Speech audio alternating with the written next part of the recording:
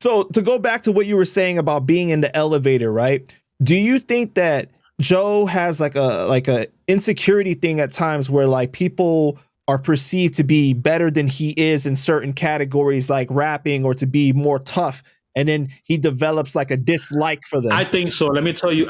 I think so, and I'm going to tell you why. Just to like off the record or whatever. I had at the time. Now I'm very seasoned. I'll go up with anybody bar for bar. Very seasoned. Fuck with me if you want. You know what I mean? But at the time I had a specific style. And I think you played the first to people and let people hear the first freestyle that me, Pun, and Cuban did together that people ever heard. You know what I'm saying? So I had a whole different style. And at that time I was doing a lot of horrorcore shit. You know what I'm saying? But that freestyle had that style in general from everybody that was on it, though. Cuban it's because that's how we all started. We were all doing that. Right. That's what Full Eclipse was known for. We were known for doing that horrorcore shit. That's how we were coming up. And then shit just changed into like, I would say more of Pun and Cuban changed everything when they started just going ham on just bar for bar verses and all that and punchlines and all that. And then that's when we came in after that, when they were like, yo, you got to do it like this. Real talk. Yo, you got to write it like this. You got to do it like this and that. You got to match what we doing, everything. And then everything came together as a crew like that, right? But the reason I wanted to say this was because when we used to do the shows, when I used to go with Joe to do the shows, and everybody can tell you this, from Little Heck to everybody that went with us, from the GQs to the Pahitan, to the Power, to the even Giz, when Giz was alive, God bless the dead. Everybody that used to run with us, that we used to go to the clubs and everything. Even Flex, God bless the dead. He can't speak. My boy Alpo, he's still alive, thank God. You know what I'm saying? But these dudes like this, these guys from other blocks, from Caldwell, from Bronx River, from all these different places, the original real Pistol Pete that I know of. You know what I'm saying? From our way, all these cats could tell you. They all could tell you the history of when Joe used to go to the clubs and do music, because we used to all go to the clubs to be there for Joe. And then I was his hype man. Everybody could tell you what they used to say while Joe was spitting. They'll be like, pass the mic to Sid, pass the mic to Toom, because at the time it was Toom. You know what I mean? Before I changed the name to the Sick One with Full Eclipse. They was like, pass the mic to Toom, pass the mic to Toom, everybody. Because when I used to get on the mic, it was a whole different vibe. Whole different thing. So it was funny when he used to be like, oh, yeah, Toom, the Sick One, original guy from the squad, but he was trash. Nah, my dude, that was your opinion, your thought, but you never wanted to fuck with a nigga. You know what I'm saying? When it came to that, never did. But it's all good. You know what I'm saying? You can say what he wants, say all of that shit. But I'll go up with dude bar for bar right now. Everybody. You know what I mean? But that's just the way that it is. Because I was talking to Sace, and he said that Joe thought you were whack as a rapper, but Sace always thought you were better than Joe. That's what he told me straight up. Yeah. That's what everybody thought. That's what everybody said. You know what I'm saying? So that's why when he made that comment, I was like, oh shit, that's cool. He told the truth for once and said Sick from the squad, from the block. He was original Terror Squad. So the truth. But then he just went fucking left and started fucking lying right after that. But that's the way he did. That's the way he is. That's the way he is, man. And that's the part I don't respect. I just don't respect. Because I know that Cuban was saying that like Joe would make up excuses behind the scenes and be like, oh, Toom did me dirty. That's the reason why I don't want to rock with him. And like it was difficult for him. Let me tell you something. Hear. So what does this tell you? Right? What does this tell you about the Sick One? Let's be 100.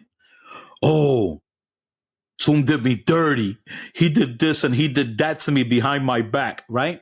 But this was Fat Joe the gangster. Why didn't he handle the Sick One? Why didn't he take care of his problem? Why? Why didn't he take care of the issue? He was Fat Joe, the big gangster, right? He was the one that went against Boy George. He's the one that went against all these big time murderers, drug dealers in the Bronx. But this one dude, the Sick One, You knew where my mama live at. You know where I live at. You know, I slept on benches in the fucking park. You could have came to the park and stabbed me. You know what I'm saying? Why would you say, oh, but he did me dirty?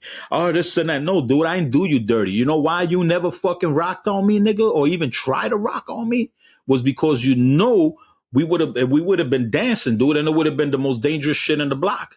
Number one. And number two, it's because I never did you dirty like that. Like you're saying, you're a fucking liar.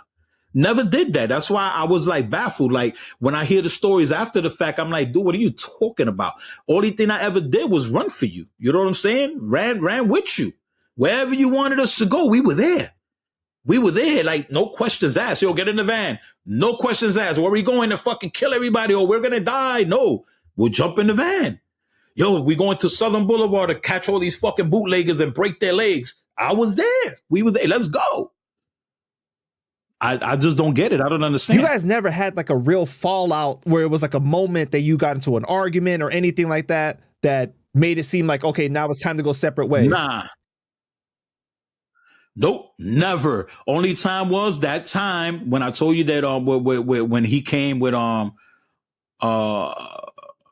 Tone and Smiley, the other two dudes that at the time were alive. You know, God bless the dead. And you know, and they try to run up on me. Right. Mm-hmm. And after that, it just changed. Everything changed. You feel what I'm saying? Everything changed after that. Still rocked in the block. Still did me. Still did what I had to do or whatever.